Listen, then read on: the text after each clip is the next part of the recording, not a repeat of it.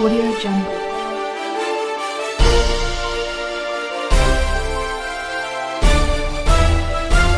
Audio Jungle. बिस्मिल्लाहिर्रहमानिर्रहीम। मैं हूं इरफान सर और आप देख रहे हैं यूएई ऑफिशियल में वेलकम करते हैं। दुबई के बादशाह यूएई के बादशाह ने बड़ा ऐलान कर दिया है, खास तौर पे वीज़ा होल्डर्स के लिए।